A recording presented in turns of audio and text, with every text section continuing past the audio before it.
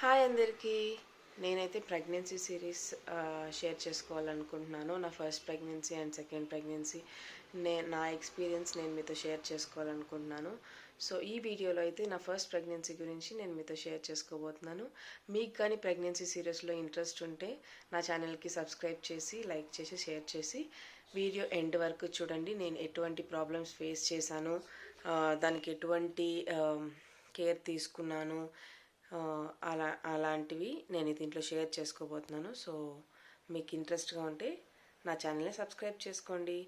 And నా first pregnancy గురించి అయితే నాకు 2019 నవంబర్లో మ్యారేజ్ అయింది. మ్యారేజ్ అయిన తర్వాత నాకు మెన్స్ట్రల్ సైకిల్ అనేది రాలేదనమాట, అంటే పీరియడ్స్ రాలేదు.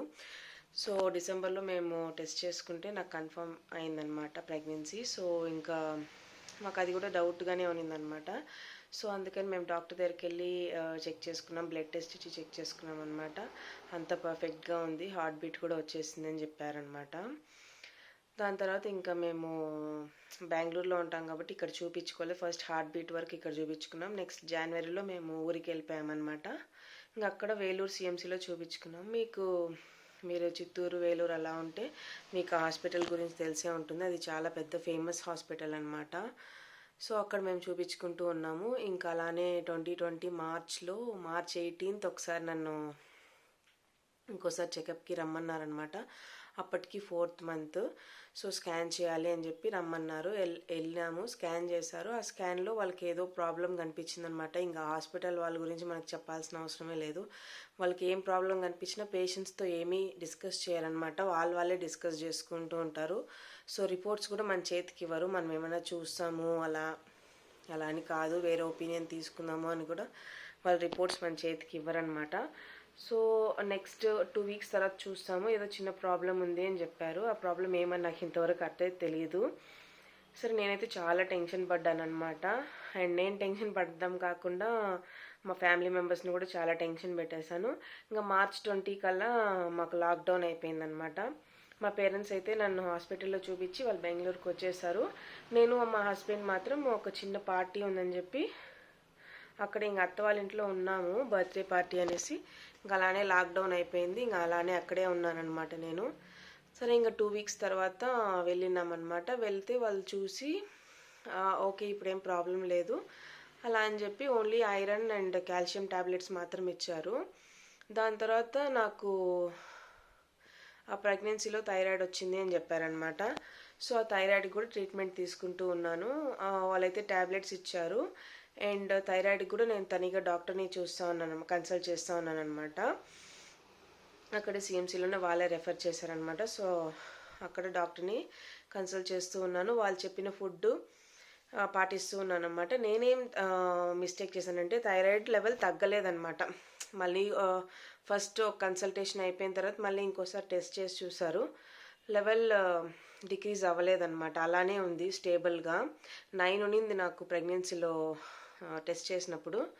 సో ఆ 9 అలానే ఉందన్నమాట, వాళ్ళు ఎంత ఎంజీ పెంచినా. సో డాక్టర్ వచ్చి నన్ను అడిగారనమాట, అంటే ట్యాబ్లెట్ తీసుకుని ఒక 45 మినిట్స్ 1 అవర్ అలా గ్యాప్ ఏమైనా ఇస్తున్నావా, లేకపోతే డైరీ ప్రోడక్ట్స్ అలాంటి మిల్క్, టీ, కాఫీ అలా ఏమైనా తీసుకుంటున్నావా అని చెప్పి అడిగారనమాట. నేనైతే నాకు ఇంకా మిల్క్ అంటే చాలా పిచ్చి అనమాట. సో ఇంకా నేను లేసేదే లేట్, ప్రెగ్నెన్సీలో 8-8:30 అయిపోతుంది. సో ఇంకా లేచిన వెంటనే ఆ ట్యాబ్లెట్ వేసుకుని ఇంకా పాలు తాగేస్తానమాట. సో అందుకే లెవెల్ రెడ్యూస్ అవ్వలేదు అని చెప్పారు. సో అదే పనిగా నేను అలారం వేరే పెట్టుకున్నాను అనమాట. 6 o'clock లేచి ట్యాబ్లెట్ వేసుకుని మళ్ళీ పడుకునేదాన్ని. మళ్ళీ 8 o'clock లేచి అలా చేసినప్పుడు లెవెల్ తగ్గిందనమాట. వాళ్ళు కూడా ఇంకా తీసుకునే ట్యాబ్లెట్స్లో డోసేజ్ తక్కువ చేశారనమాట. కానీ నాకు అది కంటిన్యూ అయింది డెలివరీ వరకు. దాని తర్వాత నాకు ఎటువంటి ప్రాబ్లమ్స్ రాలేదన్నమాట మధ్యలో. నాకు వచ్చి 7th మంత్లో నాకు ఫాల్స్ పెయిన్స్ అని చెప్పి, అది నాకు ఫాల్స్ పెయిన్స్ అని తెలియదు. నేను టెన్షన్ పడ్డం కాకుండా మా ఫ్యామిలీ మెంబర్స్ని టెన్షన్ పెట్టాను. అప్పుడు మా వదిన వాళ్ళు ఉన్నారు, వాళ్ళు కూడా చెప్పారనమాట ఇలా ఉంటుందని. కానీ నేను వినలేదనమాట. నాకు అప్పుడు టెన్షన్ ఎక్కువైపోయి మళ్ళీ ఒకసారి అడ్మిట్ అయ్యానమాట. వెళ్ళి అడ్మిట్ అయినాక వాళ్ళు వచ్చి ఇది ఫాల్స్ పెయిన్స్, ప్రాబ్లం ఏం లేదు అని చెప్పి తిరిగి మళ్ళీ ఇంటికి వచ్చాము. నెక్స్ట్ టైం వచ్చి నైట్ అంతా నాకు మూమెంట్స్ తెలియదన్నమాట, బేబీ మూమెంట్స్. మార్నింగ్ లేసాక కూడా వాటర్ తాగాను, ఏమేమో చేశాను, కానీ బేబీ మూమెంట్స్ తెలియదు. మళ్ళీ వెళ్ళి అడ్మిట్ అయ్యాను. అడ్మిట్ అయ్యి 5 o'clock అడ్మిట్ అయ్యాను. 5-6 అరౌండ్ ఉంటుంది. అడ్మిట్ అయిన ఒక 2 hours తర్వాత బ్రేక్ఫాస్ట్ తినిన తర్వాత నుంచి నాకు మూమెంట్స్ తెలిసేది స్టార్ట్ అయిందనమాట. వాళ్ళైతే ఏం చేశారంటే ఒక నాడ్ మారి ఇచ్చేసారు నాకు. నీకు మూమెంట్స్ తెలిసినప్పుడంతా అది ఇలా నాడ్ ముడి వేయాలి అట్లని చెప్పారనమాట. నేను వేసుకుంటూ వచ్చాను. సో ఇంకా బాగానే ఉంది మూమెంట్స్ అట్లని చెప్పి వాళ్ళు డిశ్చార్జ్ చేశారు. నెక్స్ట్ వచ్చి నాకు సీమంతం వచ్చి జూలై 12th జరిగింది. నాకు యాక్చువల్ డ్యూ డేట్ వచ్చి August 5th ఇచ్చినారనమాట.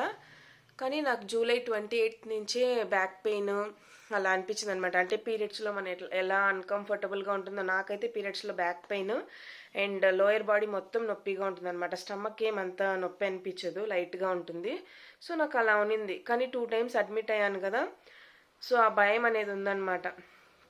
వద్దులే అనేసి నేను అంత కేర్లెస్గా ఉండిపోయాను. దాని తర్వాత వాకింగ్ అన్ని పనులు చేసుకుంటూనే ఉన్నానన్నమాట. 29th కూడా నేను వాకింగ్కి వెళ్ళేసి వచ్చి నేనే ధనియా వాటర్ కాంచుకుని తాగానమాట. దాని తర్వాత తగ్గలేదు.